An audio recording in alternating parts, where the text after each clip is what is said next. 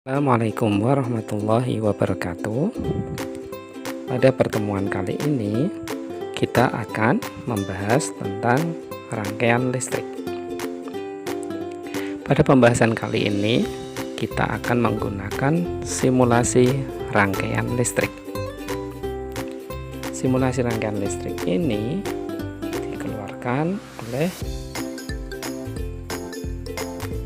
RL Studio yang berjudul simulasi rangkaian listrik. Nah, kalian bisa menggunakan simulasi ini dengan mendownload di Play Store. Setelah aplikasi ini didownload, kemudian bisa kita buka secara langsung.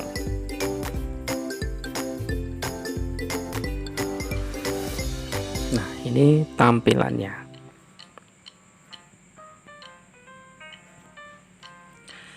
Oke, apa tuh tujuan dari belajar rangkaian listrik ini?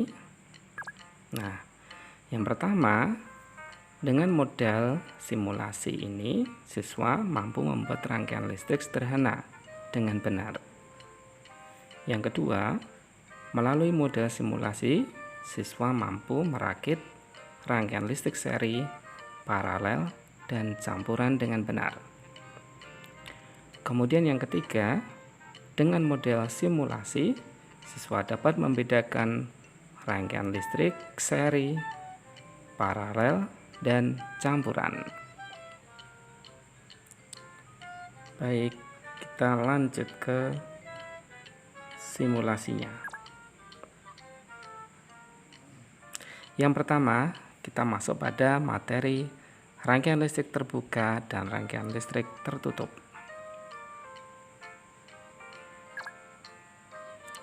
Untuk rangkaian listrik tertutup,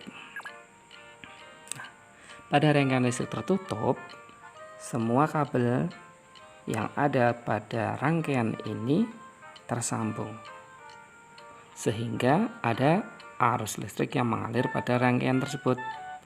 Hal ini ditandai dengan lampu yang ada pada rangkaian ini dapat menyala dengan terang. Untuk rangkaian terbuka, maka ada bagian kabel yang tidak tersambung, sehingga tidak ada arus listrik yang mengalir. Dan akhirnya kedua lampu ini pun mati. Itulah yang membedakan antara rangkaian terbuka dengan rangkaian tertutup. Berikutnya kita masuk pada rangkaian listrik secara seri. Nah, rangkaian listrik secara seri itu dengan cara menyusun secara berjajar. Nah, seperti inilah susunan rangkaian seri. Berada dalam satu garis, tidak ada percabangan. Kemudian kita pasang baterainya.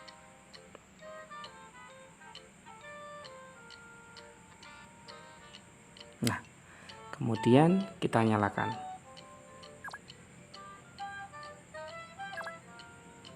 Nah, ini kedua lampu dapat menyala dengan terang. Kelebihan dari rangkaian listrik secara seri ini, yang pertama, lampu dapat menyala dengan terang. Akan tetapi, pada rangkaian ini juga memiliki kelemahan. Kelemahannya, jika salah satu lampu rusak, maka lampu yang lain tidak dapat menyala. Kita coba.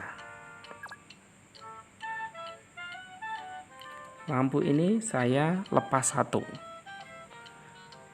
Tinggal satu lampu yang ada pada rangkaian. Apakah lampu ini tetap dapat menyala atau tidak, kita buktikan.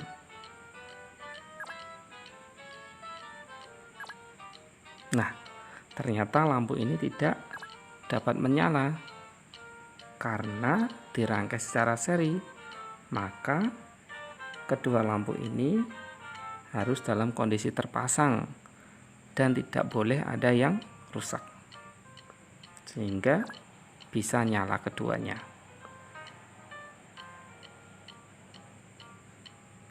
Berikutnya kita lanjut pada rangkaian paralel. Pada rangkaian paralel ini disusun secara bercabang. Yang satu berada di atas dan yang satu berada di cabang bawah. Kemudian kita pasang baterainya.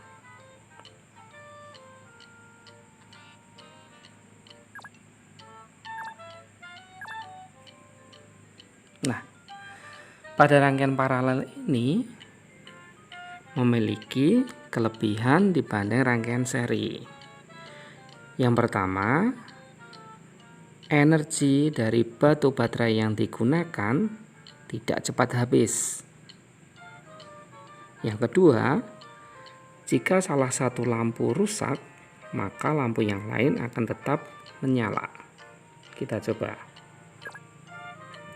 Ini kita ambil satu lampu, kita anggap rusak satu, kemudian kita nyalakan.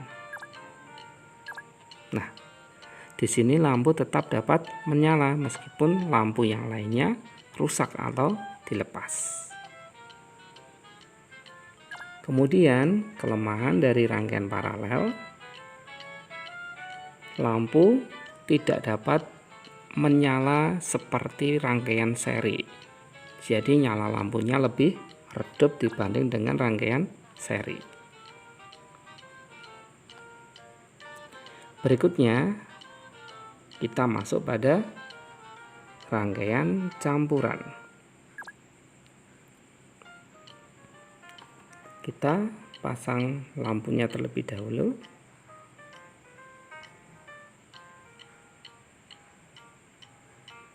Di sini kita menggunakan 4 buah lampu. Kemudian baterainya kita pasang. Kita nyalakan. Nah, ini nyala dari keempat lampu tersebut. Lantas, bagaimana jika ada salah satu lampu yang rusak?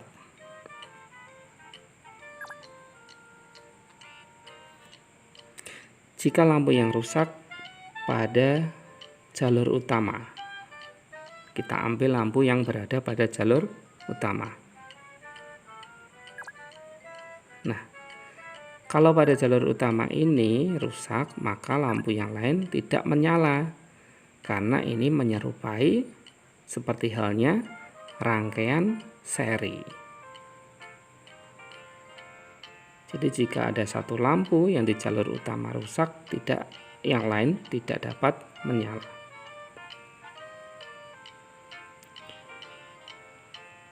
Kemudian bagaimana kalau yang rusak pada percabangan atau pada rangkaian paralel? Kita ambil salah satu. Kita nyalakan. Nah, ketika yang diambil pada paralel, maka yang lain tetap bisa menyala. Hal ini seperti yang sudah kita pelajari pada rangkaian paralel yang sudah kita bahas di depan tadi. Meskipun ada lampu yang rusak pada rangkaian paralel, maka lampu yang lain akan tetap dapat menyala. Kemudian kita coba bagaimana kalau yang rusak yang bagian atas.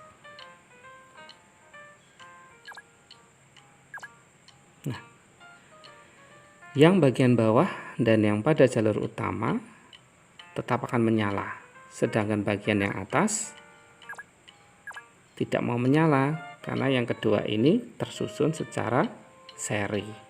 Jadi kalau rangkaiannya seri itu satu rusak, satunya juga tidak mau menyala. Sedangkan dengan yang bawah itu terhubung secara paralel, maka ketika yang atas rusak, yang bawah pun tetap akan dapat menyala. Nah, kesimpulan dari pembelajaran kali ini adalah yang pertama, rangkaian terbuka menyebabkan arus listrik tidak mengalir sehingga lampu tidak menyala. Sedangkan pada rangkaian tertutup mengakibatkan arus mengalir dan lampu tetap menyala.